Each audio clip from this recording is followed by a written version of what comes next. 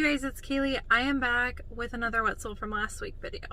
Real quick, I wanted to catch you up on a couple things because I feel like here in the next couple weeks you're going to see me kind of dip off of YouTube. I've not been posting my regular kind of content. We've not been having lives, and I just kind of wanted to do a quick update about what's going on. And then we'll dive into the What Sold from last week video. So I've not been able to put out our regularly scheduled content or do lives because things are just very chaotic right now. I don't want to be somebody who complains and just constantly talks about how busy I am, but as you can tell from having to film this in my car, I am very busy. Got a lot going on, and I don't want anyone to think that I'm not here to help or that I am dipping off of YouTube, but I'm experiencing a little bit of burnout. We have back-to-back vacations going on, just all of the end of this year. I just got back from one. Nikki's about to go on one. Lots of traveling happening. On top of all of that, we are hiring a new person who is about to start soon, and we are basically prepping for them to join our team. Really excited to have this person, but it is a lot to prepare for a new person. We want to make sure that we do things the right way, so I've kind of taken a step back from YouTube a little bit in order to be able to do that. So this person will be coming on soon, and hopefully I'll be able to get more listings up. I've also just had like a slew of health concerns that when it seems like I fix one health concern, another one pops up or happens. Just been dealing with a lot of that stuff. I wrecked my one wheel, and I just got back from vacation. So all that said, I'm a mess, but I will be back soon with some more regularly scheduled content and back with the live Q&As. So if you're wondering what happened to those, that's what's going on.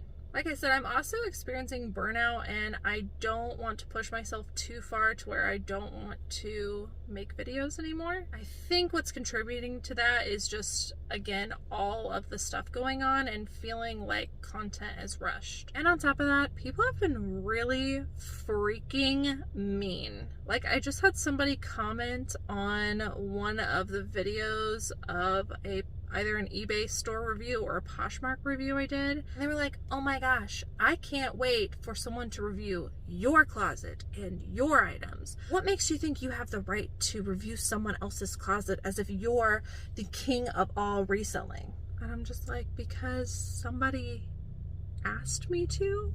I know I chose to be on YouTube. I know that there's going to be like trolls and people coming out to just cause havoc and to be mean.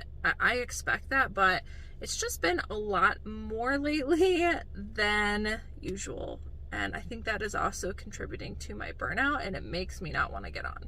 And I know everybody's gonna say, have tough skin, you know, you asked for this, it'll get better, we all love you, and like, again, I know all that, like, I really do, but it just is very frustrating sometimes when you put so much time and effort into helping people to get comments like that. But this is not made to be a negative video. I just wanted to update you guys about what's going on and tell you that I really missed the live Q&As and hope to be getting back on soon to chat with you guys, to hang out, and to answer your questions. That's a quick update as to what's going on. Now let's dive into the What Sold videos. Okay, so everything that you see here on the screen happened between August 7th through the 13th. In total, I sold 167 items between two platforms, which were eBay and Poshmark. Had a gross sales week of $4,538.60.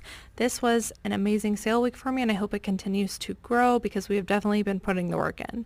Average sale price was $27.18, which is actually quite a bit lower than where I like to be. I like to be between $35 and $40, but we did have a lot of sales and got rid of some older items last week, so I can't be mad at that considering the gross sales.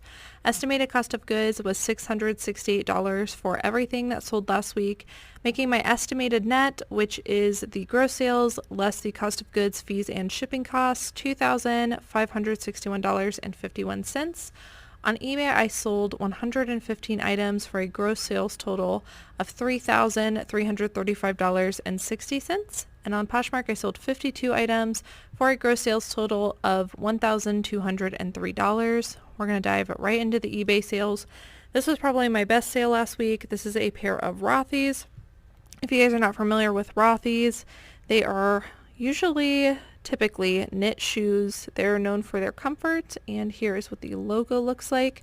One interesting thing I learned while sewing these, because this was my first pair, was that buyers like to see the inside label, I think maybe to verify authenticity, and maybe how much wear and dirt is in the bottom. But just a tip for you guys, if you do pick up Rothy's, this was my first time, I did not include this photo when I first had it, and I had a ton of people asking. So once I got that photo up there, these did sell pretty quickly after that. I had been sitting on them for a while, and I think it had to do with that picture. I picked these up for $4.69. I think the camo helped to add value. I originally listed them, I want to say, for like $125. They ended up selling for $116.58. Definitely a shoe brand I keep your eye out for. Next up is a brand I hardly ever pick up, but I got this one because of the graphic and the fact that it was vintage, plus it was a size large. This is a FUBU men's embroidered sweatshirt, and I thought the graphic was just really, really interesting on this. Whenever I see a super big spell out on something, I definitely want to look it up, but again, I thought the colorway of this was really cool. I did some research on vintage FUBU sweatshirts, and I found ones that were similar to this going for a lot, so I decided to take a chance. I paid $4.69 for this. It ended up selling on an offer to Watcher for about $45, $44.95.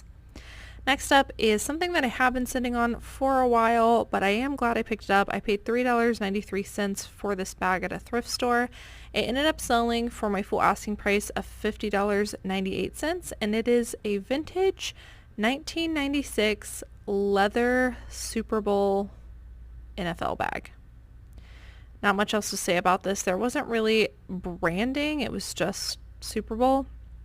But it was 100% leather, and I'm always looking for men's 100% leather bags. The messenger bags, the saddle bags, they all do really well for me in the men's department. I try to look for the bigger, like I said, messenger or laptop kind of bags, and I usually pick them up regardless of brand, and they perform really well. This is a brand I would 100% keep your eye out for, especially in the vintage. It is Gramicci, Gramicci. These did have slight wear to them, but they were vintage, and this is just a pair of textured shorts. And you know, honestly, just looking at the tag, you wouldn't think that they were anything special, but this brand performs extremely well and has a ridiculous sell-through rate. Seriously, go look up this brand on eBay, look at the number available, and then look at the solds. You will be blown away. Definitely want to look for this brand Gramicci. I sold a few pieces of theirs in the past, and they always sell typically within the same week that I list them. That was the case for this one. I paid $3.99. It sold for my full asking price pretty much immediately for $59.98, and I priced this one up because they were vintage.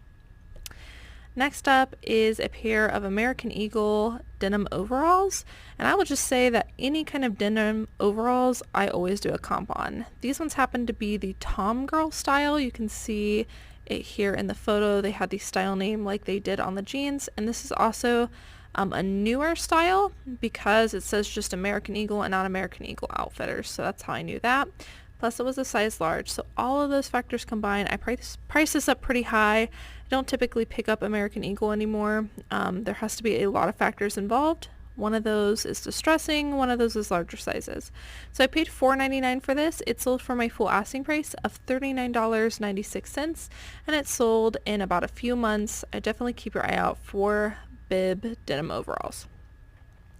Next up is a brand I would definitely keep your eye out for in vintage footwear. It is Skechers, and these are a pair of like slipper fur-lined shoes, and what I learned is that these were called jammers.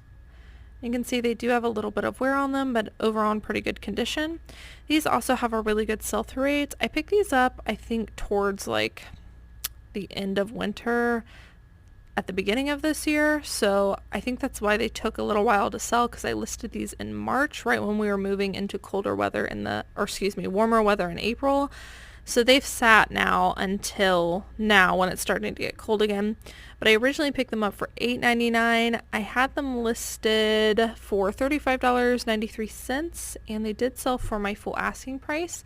But I would say if you get them in the colder weather months, you could probably ask a little bit more for them, $40 to $50. Next up is something I also paid up for. This is a Kate Spade leather bag that was in really excellent condition, cow leather, crossbody, pretty clean on the inside, and just a classic neutral color. So I paid $15 for these. I found this in a Goodwill like glass case beside the registers and asked to see it along with a couple other what I would consider designer bags, and ended up picking up a few pieces. So this one I paid $15 for, and it did sell for my full asking price of $49.97, and it sold within about a month. Next up is something absolutely keep your eye out for. This is my only time finding this, but now I'm on the lookout for this as well as other brands. This is Daniel Buchler, I think is how you pronounce it, but these are silk and cotton blend, and they are a pair of pajama sleep pants. Now when I felt these, they were in the sweatpants section. I felt them and I was like, wow, these feel really nice. They feel like silk. I did comps on it, really amazing comps on this particular brand, but just in the future when I'm in the sleepwear section and also the sweatpants section, I'm going to be looking out for silky materials in the men's department because this performed really, really well. This took a few weeks to sell. I paid $4.29. It sold for my full asking price of $44.97 for a pair of sleep pants. This is a sweater I took a chance on. As you can see, the brand tag is missing here, but when I felt this, same thing as those pants, just really high quality feeling, and I could tell there was silk in it. I did look down here. It was silk and cotton blend, and I was able to figure out based on the information here on the tag and the RN number that this brand was called La Perla, which you can see here. And then I looked up La Perla silk blend sweaters and saw that they were doing really well. So for that reason, I took a chance. Regardless, if a buyer wanted to check me, they could check the RN number. I paid $4.29 for this. I listed it for $49.98, and we also estimated the tag size, which you can see we put here, and it still sold for an offer to watcher for $44.98. Sometimes you got to trust your gut when something feels super high quality. Next up is a pair of men's silver jeans. I have slowed down on picking up silver jeans in the women's department. I'll pick them up under certain occasions, but definitely in the men's department, silver jeans still perform really well. And these were called Eddie, and on the men's jeans you can see, actually the women's too, but the men's jeans tend to have a man's name as the style, which you can find on the inside tag. These were also a size 44 waist, which I think helped to up the value a little bit. I paid $6.99 for these. They sold for my full asking price of $34.97, and they sold within a few weeks. This was a really fast sale. I think this sold within a few days of listing. This brand is called Kuru, Kuru. It is my first time learning of this brand, but any kind of comfort shoe I really like to look up because orthopedic stuff and just comfort workwear shoes in general tend to perform really well for me. I paid $4.29 for these shoes. It did sell for my full asking price of $34.98. And from what I could tell based on comps, this brand does plantar fasciitis shoes, which I think is why they sell so quickly because there is a big need for that. Next is something I would definitely keep your eye on, especially moving into fall and winter, and they are Spanx faux leather leggings. These, everybody wants these during the colder weather months, especially in fall, and they're kind of like a dressier legging, essentially a way to dress up leggings. Especially the faux leather and the moto looking ones, those really can bring a high ticket and larger sizes. This one was a brown, kind of bronzy, metallic-y looking one. I still included faux leather because they did look faux leather to me. They sold within just a few weeks. I paid $4.89. They sold for my full asking price of $39.98. Definitely keep your eye out for Spanx. This is a brand a lot of people I feel like don't know about, and I just learned about it. It is Frank and Eileen, but ever since I started selling this brand, I pick up every single piece. They have a huge following. You wouldn't know it by like feeling it because they're kind of thinner material, but people absolutely love this brand, and I think they're known for like their button-up shirts, to be honest with you, because that's most of what I found in Frank and Eileen. I paid $4.89 for this. This was a women's button-up shirt, and it sold for my full asking price of $39.98, and it sold within a couple of weeks. Here's a brand I don't pick up often. It is Hydraulic. Now, I do come across Hydraulic pretty frequently, I'm not gonna lie, and I pick up almost none of them. The reason I even looked these up was because they did have the style name, which was Nolita, and I noticed that they were a larger size in a plus size 20W, so I looked those up with the specific style name and the size and saw that it had a decent sell-through rate. I paid $6.99 for these, and they sold for my full asking price of $27.97 and took about a month to sell. I just showed this dress in a thrift haul, and I think I even included in the thrift haul that this had just sold. I paid $5.99 for this, which is quite a bit to pay for a loft dress. Loft is not typically high performing for me, but I knew that the style of this would pull it through pretty quickly. It was a midi dress. It is chambray looking. It was tiered. It gave me that cottage peasanty look and just all the right factors for this. So I paid up for it. I paid $5.99, and it did sell for my full asking price of $29.98, and I feel like I had it listed for just a few days when that happened. Next up is a pair of women's hiking sneakers. I'm still looking for hiking footwear.